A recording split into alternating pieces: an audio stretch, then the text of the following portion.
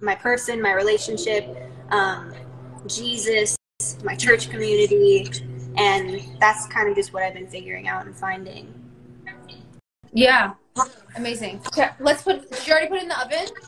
No, let's do it. I didn't. I was waiting for you. Let's do it. Okay, bake banana chocolate muffins into the oven, and we're gonna do it for. Oh, sorry, your oven is at 350 degrees. Yep. And we're going to bake it for 14 to 17 minutes, up until when it's like, we're going to put a toothpick in to make sure it's baked. But about, what did you set your timer for, Hale? I said it for 15 minutes. Okay, 15 minutes.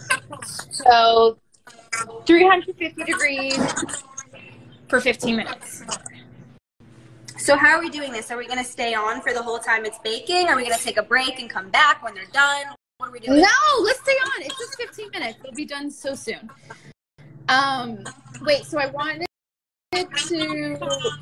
Okay, so I was...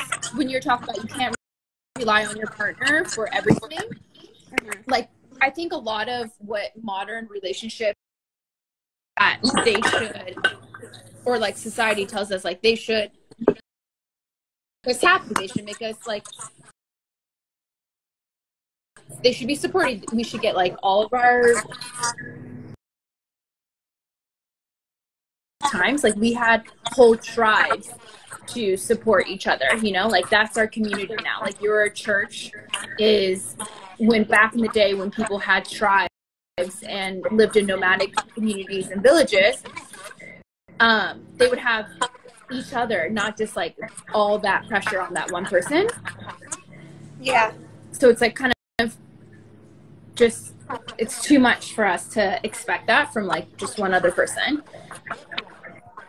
I think what was really important for me too before is that I was very independent before I was in a relationship, and that was actually almost one of the things that was difficult for me getting married, because I was doing everything for myself. You know, I was living on my own since I was 17. I've just always been a really, really independent person. So I think that's important before you're going to marry someone, or before you're in a relationship, whatever it is just knowing. I think it was, I can't speak on behalf of other people, obviously, but I think the most important thing for me is that I was very independent and I knew how to stand on my own 2 feet alone before I got into a partnership with somebody else. And I think that's important. Yeah. Like, you were fully I know who I am 100% fully, because I think that we're constantly evolving. I don't think who I am today was who I was last year and the year before that, and it's not who I'm going to be in 5 years or next year or in 6 months. I think if you're on the journey to keep growing and you want to keep growing and evolving, you're never going to be the same person that you were. Yeah. So I hope that until the day that I die, I'm continuously becoming. Yeah, that's my whole point. And I think that also within a relationship, the goal between the two people should be to both be evolving and to be on the same page in terms of, I want to be the best version of myself. I hope you want to be the best version of yourself, and we want to be the best version of us as individuals. If I'm not trying to grow myself, I'm not helping the relationship.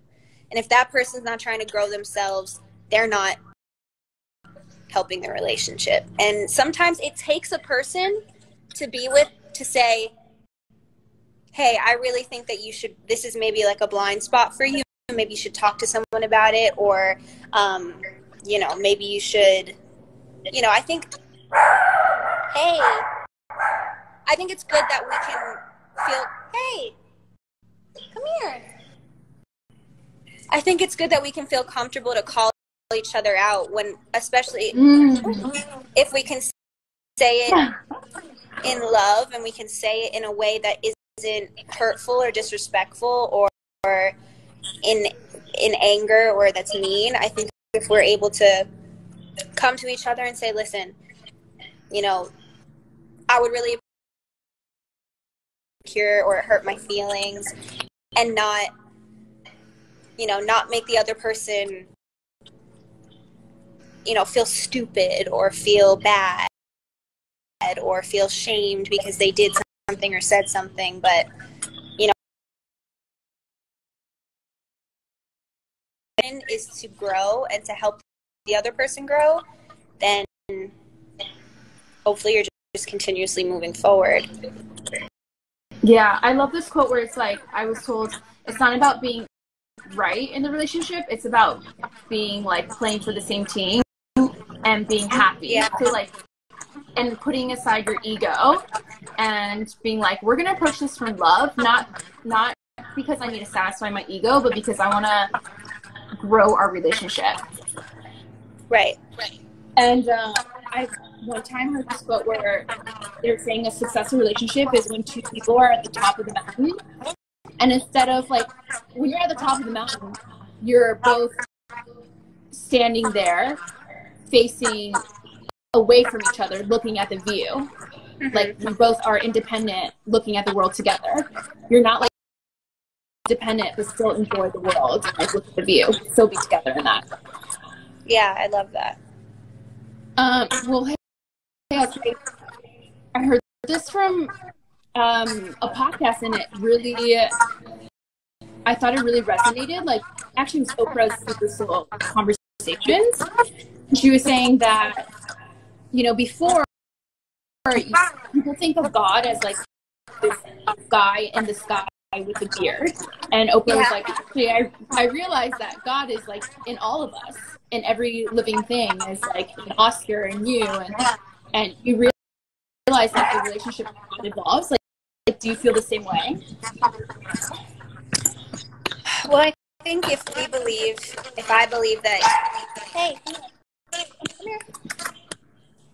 that God created the universe and created human beings, then I would believe that sky, and I believe he created trees, then he is in those things. He's in nature. He's you know, in everything that he made. So yeah, to an extent, I definitely think I do believe that. And it says in the Bible that God made us in his image and in his likeness. So that even more makes me think that that's the case. Yeah, that is beautiful. Like, if he's the creator, then of course he's part of every creation. Right. Okay, well, I think sorry, hold on 1 second.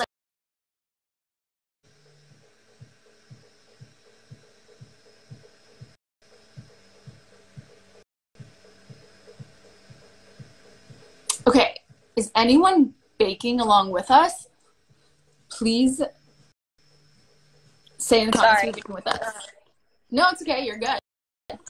I was saying there's a statistic that now Americans are, percentage-wise, the most spiritual, but percentage-wise the least religious in American history.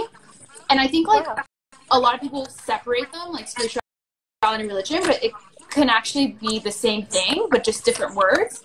And I think in the English language, we put so many, like, labels and words on things where perhaps they mean the same thing, but just put a different label on them. I'm going to give you 2 phrases, and like, let me know if you think they're like mean the same thing. Okay, God and the universe. Again, what I said before, if I think that God created the universe, then yes, I do believe that he's in everything in the universe. I don't know if we really broke it down, if I think that God and the universe are the same thing. Mm-hmm. Because I almost feel like if he created the universe, then he's bigger than the universe. So how could it be the same right thing? But or maybe they're representative of that same power. Yeah, I believe that he's in the universe because I believe he created it. Yeah.